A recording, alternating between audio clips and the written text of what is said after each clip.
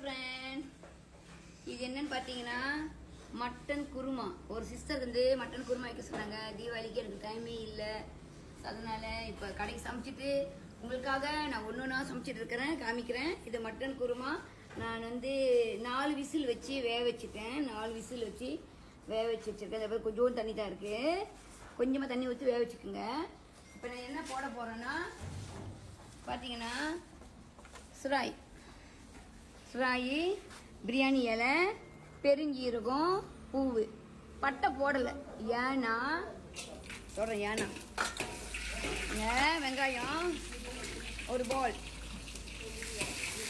நல்லா வதக்குங்க. ஏன் பட்டை போடலைன்னா இருங்க சொல்கிறேன். இது பார்த்தீங்கன்னா நெய் குருமாவுக்கு, சைவ குருமா தான் சரி, மட்டன் குருமாவாக இருந்தாலும் சரி, நீங்கள் நெய் ஊற்றி ஆகணும். நெய் ஊற்றிட்டேன். நெய் பார்த்துக்குங்க. நெய் வந்து நீங்கள் ஒரு ஸ்பூன் போடலாம். நான் வந்து 2 ஸ்பூன் வச்சுருக்கேன். அதாவது எந்த ஸ்பூன் உங்களுக்கு தெரியல, இருங்க அதையும் காமிச்சிடுறேன். ஓகே ஃப்ரெண்ட்ஸ், பாருங்கள் நல்லா வதங்கிடுச்சு. இப்போ நான் வந்து இஞ்சி பூண்டு ஊற்ற போகிறேன். ஓகே, அதை ஏன் நான் வந்து பட்டை போடலைன்னா, நான் குருமா கறிக்கு வந்து பட்டையை நல்லா வறுத்துட்டு காஞ்ச பிளேண்டரில் நல்லா அரைச்சிக்கிட்டேன். இது பட்டை காஞ்ச பிளேண்டரில் நல்லா அரைச்சிக்கிட்டேன். நான் அப்புறம் போடுவேன் அப்படி சொல்கிறேன் அப்படின்னு. ஓகே, இப்போ கொஞ்சோண்டு இஞ்சி பூண்டு அரைச்சி போட்டுக்கோங்க.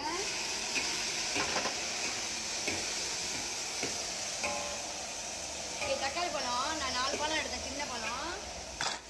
ஏன்னா தயிர் வேறு ஊற்றுவேனால கொஞ்சமாக எடுத்துருக்கேன் தக்காளி பழத்தை. இது பார்த்தீங்கன்னா கொஞ்சோண்டு, ஏன்னா 1 கிலோ மட்டன் தானே, அதனால கொஞ்சமாக கேரட்டு உருளைக்கிழங்கு எடுத்துருக்குறேன்.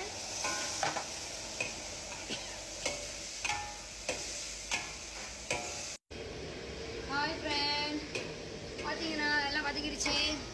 ஓகே, இது என்ன பார்த்தீங்கன்னா ஒரு கை பழுத்த மிளகா வெட்டிக்கிட்டேன், வெட்டி நல்லா அரைச்சிட்டேன். இது ஏன் கலருக்கு பழுத்த மிளகா, பச்சை மிளகா இல்லை. ஓகே, இது என்னன்னு பார்த்தீங்கன்னா ஊசி மிளகா நான் கூட போட்டிருக்கேன். நாங்கள் இது வந்து கடைக்கு இல்லை, நான் வீட்டுக்கு சமைக்கிறேன். கடைக்கு நான் ஊசி மிளகா பரவா தான் போடுவேன். இது வீட்டுக்கு ஊசி மிளகா அரைச்சிட்டேன் நல்லா.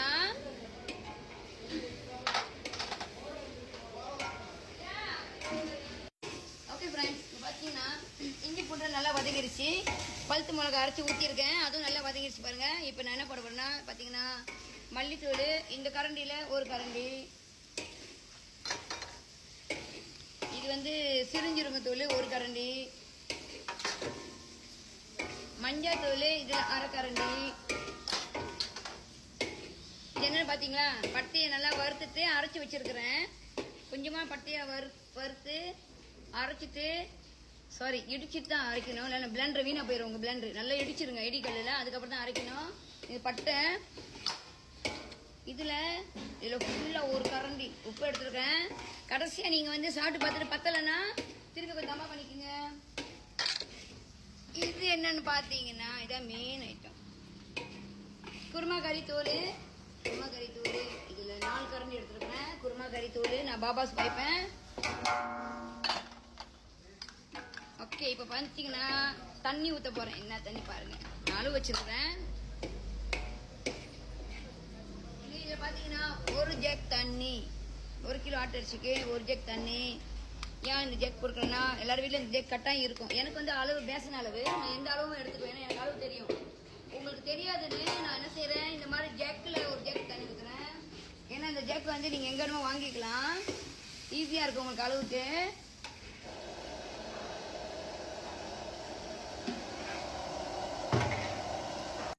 ஓகே ஃப்ரெண்ட்ஸ், தூள் நல்லா வந்துடுச்சு. மற்ற இதில் 1 ஜக் தண்ணி ஊற்றினால, அதில் 1 ஜக் தண்ணி ஊற்றினேன். வேக வைக்கும் போது இதில் 3/4 ஜக் தண்ணி ஊற்றினேன். 3/4 ஜக்னா ஆனால் இப்படிங்க பார்த்து இவ்வளோ ஊற்றினேன். அது வந்து இவ்வளோ வந்துடுச்சு தண்ணி, இவ்வளோ இருக்குது. அப்போ 1/2 ஜக் தண்ணி வருது, என் கணக்குக்கு 1/2 ஜக் தண்ணி வருது. இந்த 1 கிலோ ஆட்டை அரிசிக்கு நான் கொடுத்த அளவுக்கு இறைச்சி நல்லா வெந்துருச்சுங்க. கடைசியாக தான் நீங்கள் போடணும். எப்போதுமே அரைச்சிட்டியா? ஓகே ஃப்ரெண்ட்ஸ், இது என்னன்னு பார்த்தீங்கன்னா இந்த கையில் கொஞ்சம் தேங்காய் பூவு, கொஞ்சம் முந்திரி பருப்பு, கொஞ்சம் பாதாம் பருப்பு ஊனி நல்லா அரைச்சிருங்க. நல்லா அரைச்சிட்டேன் நான். பருப்பு, கொஞ்சோண்டு பாதாம் பருப்பு, தேங்காய் பூவு நல்லா திக்காக அரைச்சிக்கிட்டேன். டோட்டலாக இந்த கறிக்கு 1.5 ஜக் தண்ணி வேணும், ஏன்னா ரொம்ப திக்காயிரும் கறி. கொஞ்சோண்டு காலிஃப்ளவர் பைத்தங்காய் வச்சுருக்கேன் பாருங்க, கடைசியாக போடுங்க. காலிஃப்ளவர் கொஞ்சம், பைத்தங்காய் கொஞ்சம். அதுக்கப்புறம் பார்த்தீங்கன்னா தயிர் வந்து நீங்கள் இவ்வளோ போட வேண்டாம். நீங்கள் என்ன செய்யுங்க, இவ்வளோ போடாதீங்க தயிர். ஓகே, 1 2 இல்லைன்னு ரொம்ப புளிக்கும். 3 கரண்டி, நான் 3 கரண்டி தான் தயிர் ஊற்றிருக்கேன், மிச்ச தயிர் வச்சுட்டேன் பாருங்க. ஓகே, இப்போ என்ன போட போகிறேன்னா, காலிஃப்ளவர் ரொம்ப நேரம் வேகணும்னு இல்லைல்ல, அதனால தான் கடைசியாக போடுறேன். இது பார்த்தீங்கன்னா என்னன்னா தண்ணிப்பால் டின்னு, தண்ணிப்பால் பாருங்க. தண்ணிப்பால் 1 கிலோ ஆட்டை அரிசிக்கு ஒரு அளவு வந்து பார்த்தீங்கன்னா நான் 1 டின்னு ஊற்றுறேன்.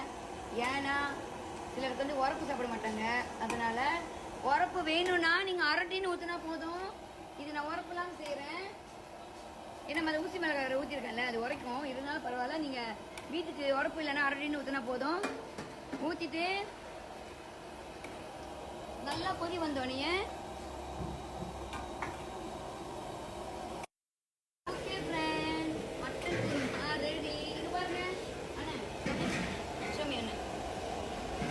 Mutton kurma ready. ஓகே, இப்போ நம்ம என்ன செய்ய போகிறோம், இந்த வாட்டர் ஓகே, ரொம்ப திக்கா இல்லை, ரொம்ப தண்ணி மேலே பாருங்க. நான் மல்லித்தாள் போட போகிறேன். அப்புறம் பார்த்தீங்கன்னா சிலர் வந்து வெங்காயத்தாள் போட மாட்டாங்க, ஆனால் நான் போடுவேன். கொஞ்சோண்டு வெங்காயத்தாள் போடுவேன். நீங்கள் போடலாம் பரவாயில்ல, ஆனால் மல்லித்தாள் கட்டாயம் போடுங்க, அது உடம்புக்கு ரொம்ப நல்லது. Okay, restaurant Rakesh mutton kurma ready. பாருங்க, ரொம்ப தண்ணியாக இருக்காதீங்க, ரொம்ப திக்காகவும் இருக்காதீங்க. இது 1.5 ஜக் தண்ணி கரெக்டாக வரும். நீங்கள் ஒரு வாட்டி செஞ்சு பாருங்கள், உங்களுக்கு அளவு கரெக்டாக தெரியும். நான் உரப்பு குறைச்சிருக்கேன், உங்களுக்கு உரப்பு வேணும்னா கடைசியாக திருப்பியும் பழுத்து மிளகா கூட வெட்டி போடலாம். நீங்கள் நான் ஊசி மிளகா ஒரு போல் நிறைய அரைச்சி ஊற்றிருக்கேன். Mutton kurma ready. தேங்க்யூ.